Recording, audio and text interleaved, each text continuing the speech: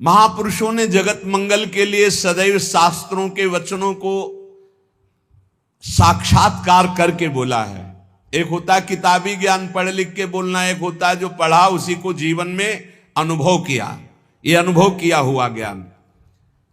ये जो लोग प्रश्न करते हैं कि मैं अपने परिवार का पोषण करता हूं, धन कमाता हूं, बेटी बेटा पढ़ाता लिखाता हूं, इनके ब्याह करता हूं, भजन नहीं करता हूं तो कोई पाप भी नहीं करता तो मुझे नरक क्यों मिलेगा? ध्यान से सुनिए। कह रहे हैं या ऐशाम पुरुषम साक्षादात्म प्रभमीश्वरम ना भजन्त्य वजानन्ति स्थानात् भ्रष्टा पतन्त्यधः। चाहे वो 4 वर्णों में किसी वर्ण वाला हो, 4 आश्रमों में किसी आश्रम वाला हो, वर्ण और आश्रम में रहने वाले हर व्यक्ति का कर्तव्य है भजन करना। भेजे ही गए हो भजन करने के लिए। ये मानव देह भोगों के लिए नहीं, यथावत धर्म पूर्वक भोग को भोगते हुए भजन करते हुए भगवत प्राप्ति करने के लिए। इस तन का एक ही फल है भजन। नर्तन कर फल विषय न भाई, भजी राम सब काम बिहाई। जो मनुष्य मानव देह प्राप्त करके भजन नहीं करता उसको इस बात का दंड मिलता है, वो अपने वर्ण आश्रम से भ्रष्ट होकर नीच योनियों में जाता है और बहुत कष्ट पाता है। क्यों? क्योंकि एक ही ये योनि है जिससे हम निकल पाएंगे 84 लाख योनियों में। भगवान ने कृपा करके दिया है। खास करके विवेकवान पशुवत मनुष्य जीवन व्यतीत करने वाले तो बहुत हैं विश्व में, जिनको कोई भगवान से मतलब नहीं।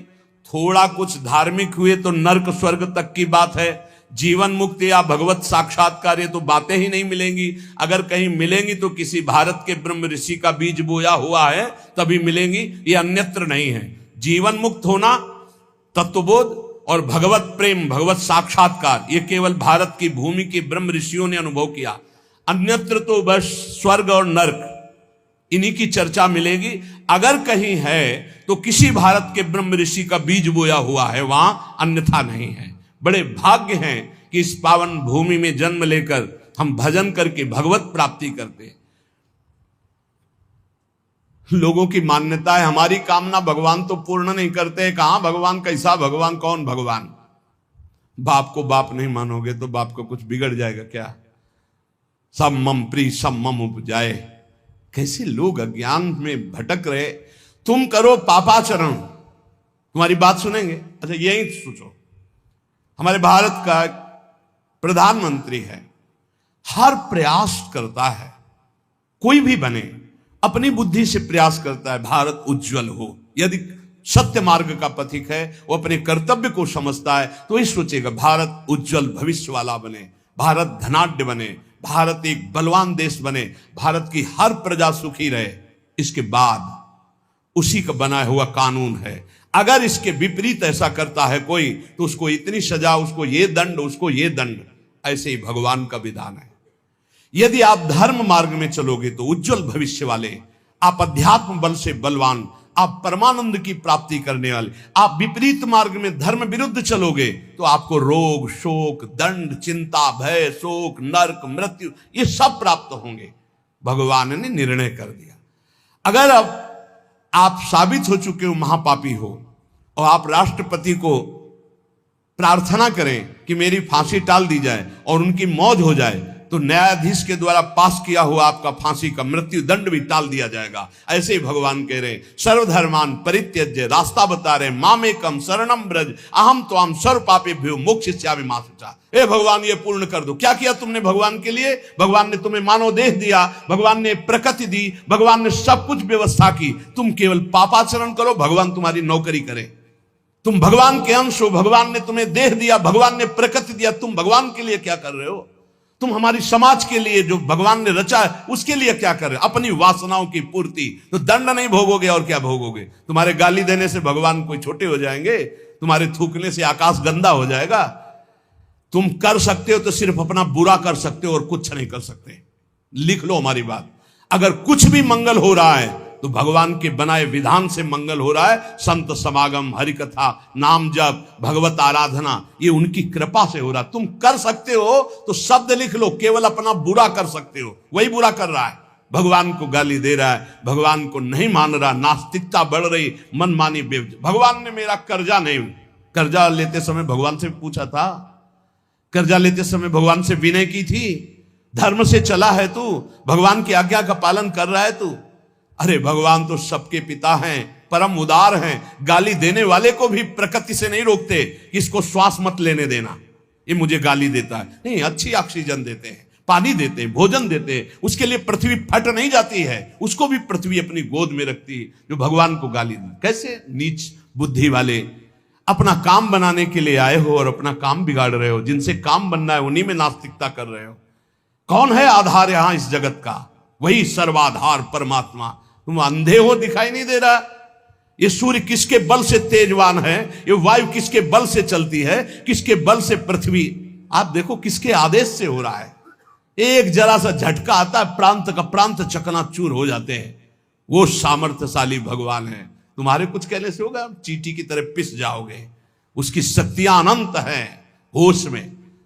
अगर जीवन को मंगलमय सार्थक बनाना है तो एकमात्र भगवान की शरण है, और अगर कुछ भी और करोगे तो अपने को बर्बाद करोगे, सिर्फ बर्बाद करोगे, सिर्फ विनाश करोगे अपना, और कुछ मंगल नहीं कर सकते। भगवान का आश्रय ले लो, वो बहुत करुणामय है। ये जो पुरुष चारों वर्ण या चारों आश्रम में है, यदि भजन नहीं करते तो इस बात का दंड मिलेगा कि मानव देह तुम्हें मिला है भगवत प्राप्ति के लिए। देखो, बोले भला पिता अपना बालक का अहित चाहता है? हां, चाहता है। एक पिता के पुत्र ने किसी नाबालिग का बलात्कार करके उसको मार डाला। उससे वो समाचार वाला पूछता है कि आप अपने ऐसे पुत्र के लिए क्या बोलेंगे? तो बोले, यही बोलूंगा कि जल्दी से गिरफ्तार किया जाए और उसको फांसी की सजा दी जाए। मेरे बालक ने ऐसा अपवित्र कार्य किया, मैं कभी देखना नहीं चाहूंगा कि वो मेरे सामने आवे, उसको जल्दी से जल्दी पकड़ा जाए और ये जब एक साधारण पिता ऐसा बोल सकता है तो असाधारण पिता जो धर्म के विरुद्ध चलेगा, तिनकर काल रूप में भ्राता, वो भगवान साक्षात धर्म स्वरूप है। कोई धर्मात्मा पिता नहीं चाहेगा कि उसका पिता अपवित्र कार्य करे और उसे गले से लगाए।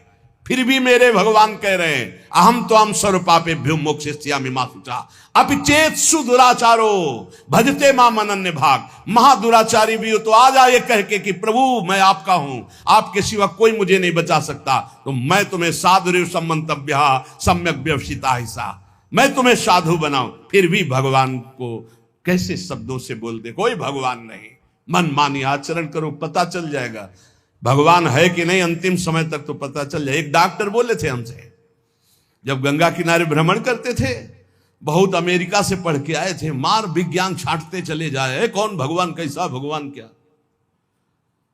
अब गंगा किनारे तो एक अलग रहनी थी, उदासीन ना बोलना किसी से, तो उनसे कहा नहीं, ऐसा अपमान मत करो, भगवान अब कैसे हम तुम्हें छाती चीर के दिखावें कि हैं, हम ऐसे जी रहे हैं, ये साधु महात्मा ऐसे जी रहे हैं, केवल हवा में जी रहे हैं, नर्क स्वर्ग की चाह नहीं, लेकिन छाती से कहता हूं, हृदय से कहता हूं, त्रुटि हमारी, करुणा उनकी।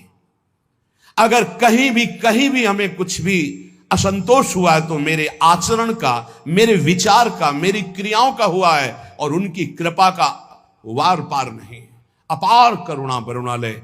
और मिलना, तुम बहुत दूर हो हमसे, तुम दूर हो, लेकिन मेरे प्रिया प्रीतम मेरे से दूर नहीं। अब वो कोई ऐसी दूरबीन नहीं कि मैं तुम्हें दिखा सकूं कि देखो, ये हम कोई प्रमाण तुमसे नमस्कार नहीं चाहने के लिए कह रहे, ये इसलिए कह रहे कि प्रभु कितना प्यार करते, तुम्हें कैसे बताऊं।